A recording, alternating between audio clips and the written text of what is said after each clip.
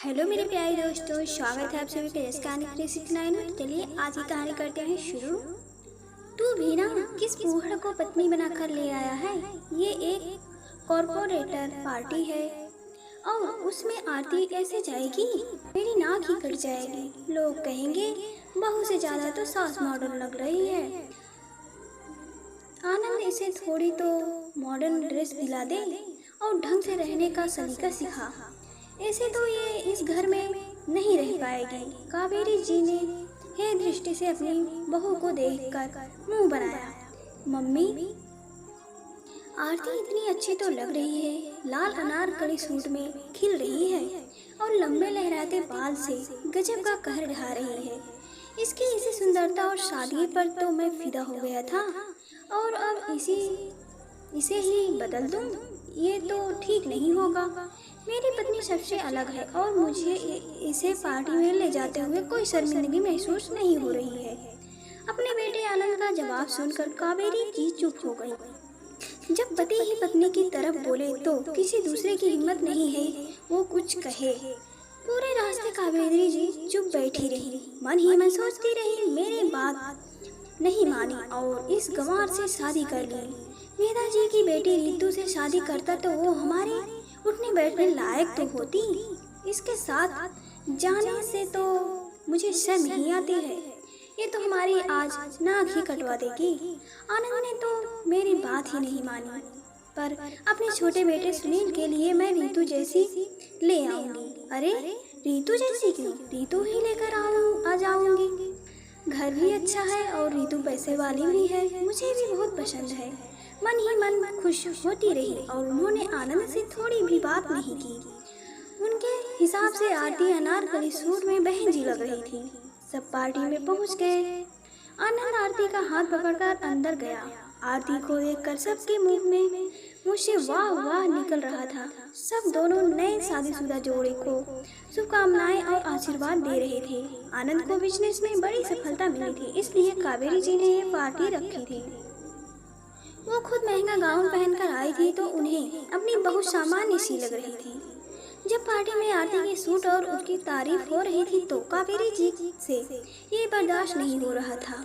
थोड़ी देर में मॉडर्न कपड़ों में रीतू अपने पापा के साथ आ गई तो कावेरी जी ने उनसे सहमति ली और सुनील के साथ रीतू की सगाई की घोषणा कर दी।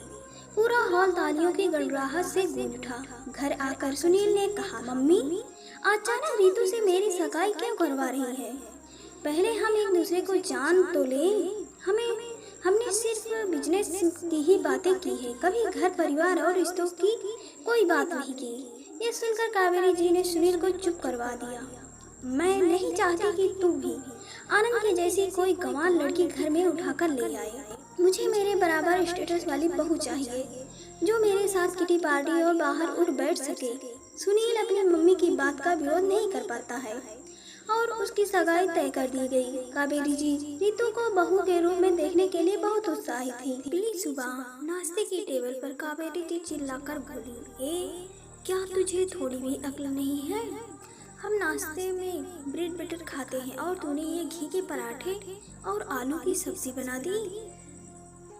आनंद तो इन्हें छुएगा भी नहीं, इतना घी हमें नुकसान करेगा। आरती चुप थी, तभी अंदर से आनंद आकर बोलता है, मम्मी आरती को मैंने ही पराठे सेकने को बोला है। रोज ब्रेड बटर खाकर मैं ऊब सा गया हूँ। आपको ऑफिस जाने की जल्दी होती है तो आपको समय नहीं मिलता है, इसलिए मैंने आरती को कहा कि मुझे ये खाना है तो उसने बना दी। वैसे आप ब्रेड बटर भी खा सकती हैं, फ्रिज में रखा हुआ है। कावेरी जी कुछ नहीं बोली। उन्हें भी पराठे खाकर अच्छा लगा था, पर वो हर बार आरती का अपमान कर रही थी और उसे नीचे दिखाने में उन्हें मजे आ रहे थे। आनंद एक उच्च मध्यम वर्गीय परिवार का बड़ा बेटा है और अपनी माँ कावेरी जी के साथ कपड़ों का बिजनेस करता है। आनंद के पापा के बाद कावेरी जी पर ही सारा भार आ गया था। उन्होंने रसोई और घर छोड़कर सिर्फ अपने बिजनेस पर ध्यान दिया, क्योंकि दोनों बेटे छोटे थे, उन्हें पालना था, अपने पैरों पर खड़े होना था। बिजनेस करते करते उनमें भी बहुत बदलाव आया। उनके रहने का ढंग और सोच भी बदल गई। आनंद और सुनील ने अपनी पढ़ाई पूरी की और घर के बिजनेस में ही लग गए। उनकी मेहनत का परिणाम था कि बिजनेस अच्छे से सेट हो गया। अब कावेरी जी को आनंद की शादी की चिंता हुई। उन्होंने कई जगह लड़कियां देखी पर उन्हें कोई पसंद नहीं आई। रितु के लिए वो आनंद का रिश्ता भेजने वाली थी कि एक सुबह उन्होंने देखा कि आनंद मंदिर से आ रहा है। उसके साथ में आरती भी गले में माला डाले हुए थी। मम्मी, मैंने अपने बचपन के प्यार से मंदिर में शादी कर ली है। अब वो कहता तो आप कभी नहीं मानती। मैंने सोचा शादी करके आऊँगा तो आप मना नहीं कर पाएंगी। कावेरी जी को बहुत बुरा लगा। वो तो सोच कर बैठी थी कि रितु और आनंद की शादी होगी तो उन्हें बिजनेस में फायदा होगा। साथ में रितु इकलौती बेटी भी है तो बहुत सारा दहेज लेकर आएगी और उसकी दौलत भी उन्हें ही मिल जाएगी। पर अभी उन दोनों ने उनके सपनों पर पानी फेर दिया। आरती उनके पुराने पड़ोसी की बेटी है जो 4 बहनों में सबसे बड़ी है। उसके पापा स्कूल में सामान्य टीचर हैं जो किसी तरह बस अपना परिवार चला रहे थे। दोनों के रिश्ते को स्वीकारने के अलावा उनके पास और कोई रास्ता भी नहीं था।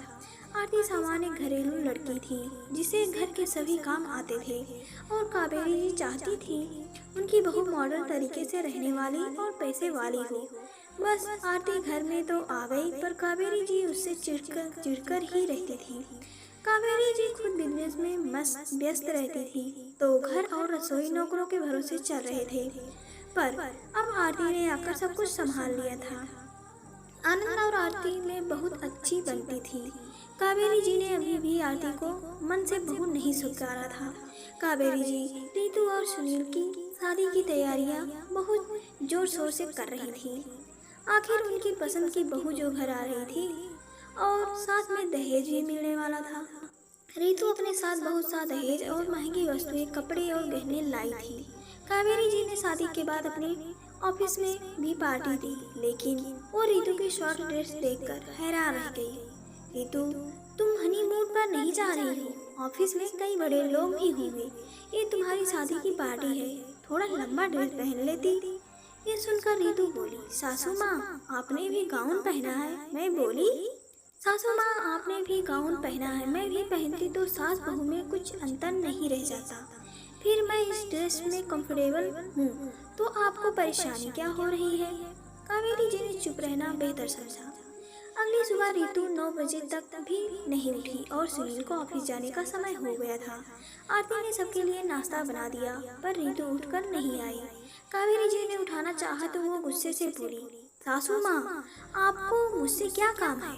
मेरे पापा ने बहुत पैसा दिया है, एक नौकर रख लो पर मुझे तंग मत करो। और उसने दरवाजा बंद कर लिया। कावेरी जी ऑफिस चली गई। दोपहर को नौकर लंच दे गया और बोला, बड़ी भाभी ने खाना बनाकर भेजा है, बाहर का मत खाइएगा वरना नुकसान करेगा। कावेरी जी ने लंच बॉक्स खोलकर देखा, दाल, रोटी, सूखी सब्जी, सलाद, चावल सभी कुछ था। घर का खाना और वो भी बहू के हाथ का खाना खाकर उनकी आत्मा तृप्त हो गई। अब उन्हें आनंद की पसंद पर नाज होने लगा लेकिन उन्होंने कभी आनंद और आरती को बताया नहीं कि वो आरती को पसंद करने लगी है। आरती घर में सबका ख्याल रखती थी। रितु कमरे से बाहर नहीं निकलती थी फिर भी आरती अपने देवर सुनील का ध्यान रखती थी। एक दिन फोन आया कि आरती के पापा बीमार है तो वो तबीयत पूछने मायके चली गई। वहीं पीछे से कावेरी जी की कार का एक्सीडेंट हो गया और वो बिस्तर पर आ गई। अगली सुबह नाश्ते का समय हुआ तो रितु ने सबको ब्रेड बटर पकड़ा दिया। आज कावेरी जी को महसूस हुआ कि मैंने आरती की कदर नहीं की तो रितु भी मेरी कदर नहीं करती है। 2 दिन से बाहर से खाना आ रहा है जिसकी आदत लगभग छूट चुकी थी। आरती सबके लिए मन से खाना बनाती थी। दोपहर को दवाई लेनी थी। उन्होंने रितु को आवाज लगाई तो रितु ने नर्स से बोला, मैं टीवी देख रही हूँ, जाओ अंदर जाकर उस बुढ़िया को संभाल ले। ये सुनकर उन्हें बहुत बुरा लगा। रितु उनके कमरे में आती ही नहीं थी और अगली सुबह वो सुनील को लेकर अपने मायके चली गई ताकि उसे सास की सेवा नहीं करनी पड़े। कावेरी जी के एक्सीडेंट की खबर सुनते ही आरती बेचैन हो गई और वापस ससुराल आ गई। आनंद ने कहा भी कि तुम अपने पापा को छोड़कर मेरी मम्मी की सेवा करने क्यों आ गई? आनंद, पापा पहले से ठीक हैं और वहाँ उनकी सेवा करने के लिए मेरी 3 बहनें हैं, मम्मी है, लेकिन इधर तो मम्मी जी अकेली हैं। आप दोनों तो ऑफिस चले जाओगे, फिर मम्मी जी का कौन संभालेगा? वो घर की बड़ी हैं, इस घर की मालकिन है, तो उन्हें नर्स के भरोसे तो नहीं छोड़ा जा सकता है। और अब वो मेरी भी मम्मी है। कावेरी जी ने ये सब सुना तो उनका दिल भर आया। जिस बहू का इतना अपमान किया, दिन रात ताने दिए, हर वक्त कमी निकाली, आज वो ही बहू उनकी सेवा के लिए तत्पर है। नर्स से बढ़कर उनका ख्याल रख रही है। कावेरी जी को आत्मग्लानि महसूस हो रही थी। एक दिन मूसलाधार बारिश हो गई, शहर के सारे रास्ते जाम हो गए, सभी सेवाएं बाधित हो गई, तो नर्स भी नहीं आई। अब कावेरी जी के सारे काम आरती करने लगी। वो उन्हें प्यार से नहलाती और उनके कपड़े पहनाती और उनके बाल भी बनाती थी। उनको समय पर दवाई भी देती थी। एक रात आरती उनके कमरे में आई और बोली, मम्मी जी, वो नर्स अभी कुछ दिनों और नहीं आएगी। बारिश में उसका घर टूट गया है, तब तक मैं आपके कमरे में रहूंगी। लेकिन बहू, ऐसा करने से आनंद को बुरा लगेगा। तुम उसे छोड़कर मेरे कमरे में कैसे रह सकती हो? कावेरी जी ने कहा। आरती बोली, मम्मी जी, मैं आनंद से लड़कर आपके कमरे में नहीं आई हूँ। ये हम दोनों ने आपसी सहमति से फैसला लिया है। वो हंसते हुए बोली, मैं आपका ख्याल रखूंगी। नर्स का फोन आया था, उसे अभी वक्त लगेगा और नई नर्स भी जगह जगह पानी भरा हुआ है, उस वजह से नहीं आ पाएगी। फिर वो हिचकते हुए बोली, आरती, जो दैनिक काम मैं बिस्तर पर करती हूँ वो तो नर्स ही करवा पाएगी। आरती समझ गई और बोली, नहीं मम्मी जी, मैं कर लूँगी। मैंने आपको अपनी माँ माना है, तो बेटी होने के नाते मैं सब काम कर लूँगी। आप तो बस जल्दी से अच्छी हो जाइए। आरती ने मुस्कुरा कर कहा। कावेरी जी की आंखें भर आई। बड़ी बहू, मुझे माफ़ कर दे। मैंने तेरे साथ इतना बुरा किया। तेरे मम्मी पापा को बुरा भला कहा, हमेशा दहेज न लाने का ताना दिया, हमेशा तेरे कपड़ों का मजाक बनाया, तुझे गंवार कहकर तेरा अपमान करती रही, और आज तू मेरी इतनी सेवा कर रही है। मेरी अपनी पेट की बेटी होती तो शायद वो भी नहीं करती। मैंने हमेशा दहेज और दिखावे को चाहा था। मैं आनंद के लिए रीतू को लाना चाहती थी, पर आनंद ने तुझे पसंद कर लिया। बस यही बात मुझे अखर रही थी। मैंने रीतू को नहीं, उनके पैसे और स्टेटस को चाहा था। आज रीतू मुझे इस हालत में छोड़कर सुनील को लेकर अपने मायके चली गई है। उसे लग रहा होगा कि मैं तो बिस्तर पर आ गई हूँ, तो अब मेरी सेवा क्यों करे? उसे अपनी आज़ादी, किटी पार्टी और घूमना फिरना जो पसंद है। जब मैं उससे पैसे के कारण जुड़ी थी, तो वो मेरे दिल से कैसे जुड़ेगी? मेरे दर्द को क्या समझेगी? मैंने सिर्फ पैसा देखा और आनंद ने तेरे गुण को देखा, तभी तो तू घर को संभाल लेती है और मुझे भी संभाल रही है। रीतू और तुझमें कितना बड़ा फर्क है। वो मुझे इस हाल में छोड़कर मायके चली गई और तू मेरा हाल सुनकर मायके से दौड़कर आ गई। मम्मी जी, आप ज़्यादा मत सोचिए, आपकी तबीयत और ख़राब हो जाएगी। मैं सब संभाल लूँगी, आप दवाई खाकर आराम कीजिए, आरती ने कहा। आरती की कुछ महीनों की मेहनत और डॉक्टर की दवाई से कावेरी जी ठीक हो गई। वो पहले की भांति चलने फिरने लगी और ऑफिस जाने लगी। एक दिन सब घर पर बैठकर खाना खा रहे थे, तो सुनील और रीतू आ गए। मम्मी जी, आप ठीक हो गई? मुझे बहुत खुशी हुई। आप चिंता मत करें, सुनील और मैं कल से यहीं रहने आ जाएंगे।